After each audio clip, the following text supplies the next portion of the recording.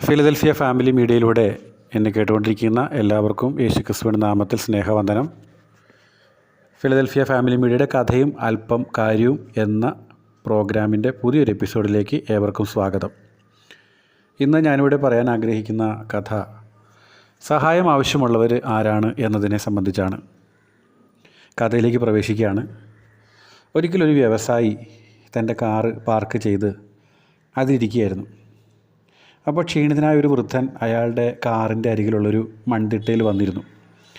അയാൾ എന്തെങ്കിലും സഹായം ആവശ്യപ്പെടാനായിരിക്കും അവിടെ വന്നത് എന്ന് ഈ വ്യവസായി കരുതി. കുറേ സമയം കഴിഞ്ഞിട്ട് അയാളൊന്നും ചോദിച്ചില്ല. അപ്പോൾ വ്യവസായി ചോദിച്ചു, നിങ്ങൾക്ക് എന്തെങ്കിലും സഹായം വേണോ? വൃദ്ധൻ്റെ മറുപടി ഒരു മറുചോദ്യമായിരുന്നു.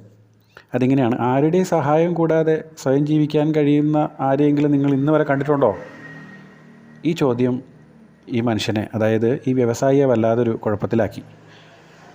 അപ്പോൾ ഇതിൽ നമ്മൾ മനസ്സിലാക്കേണ്ട കാര്യങ്ങളാണ് തുടർന്ന് പറയുന്നത്. മറ്റൊരാളുടെ സഹായം കൂടാതെ ജീവിക്കാൻ ആർക്കെങ്കിലും കഴിയുമോ? എത്ര വലിയ ധനവാനും ശക്തനായ ഭരണാധികാരിക്കും പ്രഭുവിനും മറ്റെല്ലാവർക്കും മറ്റുള്ളവരുടെ സഹായം കൂടിയേ തീരൂ. മറ്റാരുടെയും ആശ്രയം കൂടാതെ സ്വയമായി നേടി എന്തെങ്കിലും ഒരു നേട്ടം ആർക്കെങ്കിലും പറയാൻ പറ്റുമോ? നമ്മുടെ ശരീരമോ ജീവനോ ഇവയൊന്നും സ്വയം നേടിയതല്ലല്ലോ. നാം കഴിക്കുന്ന ഭക്ഷണവും ധരിക്കുന്ന വസ്ത്രവും പാർക്കുന്ന ഭവനവും എല്ലാം അനേകരുടെ വിയർപ്പിൻ്റെ ഫലമല്ലേ? അവരിൽ മിക്കവരെയും നാം ഒരിക്കലും കണ്ടിട്ടുണ്ടാവില്ല. വലിയ വിദ്യാസമ്പന്നന്മാരും സ്വയം അഭ്യസനം നേടിയൊന്നുമല്ലല്ലോ. നമുക്ക് മറ്റുള്ളവരിൽ നിന്ന് എന്തെല്ലാം സഹായം ആവശ്യമായിരിക്കുന്നു. പണം ആവശ്യമുള്ളവരുണ്ടാവും, പക്ഷേ എല്ലാവർക്കും വേണ്ടത് പണമല്ല. മറ്റുള്ളവരുടെ ഒരു കൈത്താങ്ങൽ എത്രയധികം ശക്തിദായകമാണ്. ഒരു അഭിനന്ദനമോ ഒരു പ്രോത്സാഹന വാക്കോ അനുമോദനമോ ലഭിച്ചാൽ നമ്മൾ എത്രത്തോളം സന്തോഷമുള്ളവരായിട്ട് മാറും. ഒരാശ്വാസവാക്കായിരിക്കും ചിലർ ആഗ്രഹിക്കുന്നത്.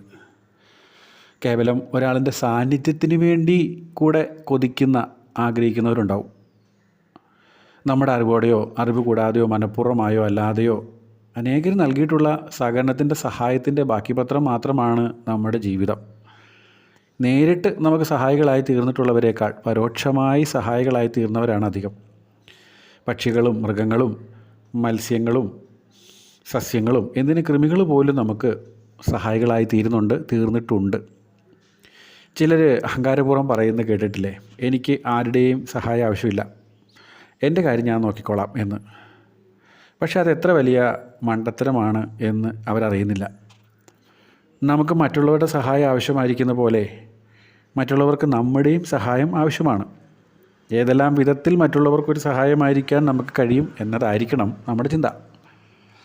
ആകയാൽ നമ്മുടെ ജീവിതമാകമാനം നാം ജീവിക്കുന്ന സമൂഹത്തിനും ലോകത്തിനു മുഴുവനും അനുഗ്രഹമായി ഭവിക്കത്തക്കവണ്ണം ബോധപൂർവം ജീവിതത്തെ ക്രമീകരിക്കാൻ നമുക്ക് സാധിച്ചാൽ അത് ഏറ്റവും മഹത്വകരമായൊരു കാര്യമാണ്. മറ്റുള്ളവരുടെ അനുഗ്രഹത്തിന് വേണ്ടി ജീവിക്കാൻ സ്വയം സമർപ്പിതരാകുന്നതാണ് ഏറ്റവും അനുഗ്രഹിക്കപ്പെട്ട അവസ്ഥ. വിശുദ്ധ തിരുവെഴുത്തിൽ മത്തായി സുവിശേഷം 7-ാം അധ്യായത്തിൻ്റെ 12-ാമത്തെ വാക്യത്തിൽ നമ്മളിങ്ങനെ വായിക്കുന്നു, മനുഷ്യർ നിങ്ങൾക്ക് ചെയ്യണമെന്ന് നിങ്ങൾ ഇച്ഛിക്കുന്നൊക്കെയും നിങ്ങൾ അവർക്കും ചെയ്യുവീൻ, ന്യായപ്രമാണവും പ്രവാചകന്മാരും ഇതുതന്നെ. പ്രിയമുള്ളവരെ, നമ്മളെ ദൈവം സൃഷ്ടിച്ചതും ഈ ലോകത്തിലാക്കി വച്ചിരിക്കുന്നതെല്ലാം നമുക്ക് വേണ്ടി മാത്രമല്ല, മറ്റുള്ളവർക്ക് കൂടെ നമ്മളൊരു അനുഗ്രഹമാക്കി തീരേണ്ടതിന് വേണ്ടി തന്നെയാണ് നമ്മളെ ആക്കി വച്ചിരിക്കുന്നത്. അത് തിരിച്ചറിഞ്ഞ് നാം ആയിരിക്കുന്ന സമൂഹത്തിൽ എല്ലാവർക്കും ഒരു അനുഗ്രഹമായിരിക്കുവാൻ നമുക്ക് തീരുമാനമെടുക്കാം, അതിനുവേണ്ടി പ്രയത്നിക്കാം. നാം മറ്റുള്ളവർക്ക് അനുഗ്രഹമാകുമ്പോൾ നമുക്ക് ആവശ്യമുള്ള സന്ദർഭത്തിൽ നാം പോലും അറിയാത്ത ആളുകളിലൂടെ നമുക്കും അനുഗ്രഹത്തിൻ്റെ ആശ്വാസത്തിൻ്റെ വഴികൾ ഒരുക്കപ്പെടും എന്നുള്ളത് ഒരു സത്യമാണ്. അത് ദൈവത്തിൻ്റെ നീതിയും നിയമവും കൂടെയാണ്. അതിനാൽ നമുക്ക് എല്ലാവർക്കും സഹായവും അനുഗ്രഹമായി തീരാൻ കർത്താവ് സഹായിക്കട്ടെ എന്ന് പറഞ്ഞുകൊണ്ട് ഞാൻ എൻ്റെ വാക്കുകളെ നിർത്തുന്നു. ദൈവം എല്ലാവരെയും അനുഗ്രഹിക്കുമാറാകട്ടെ.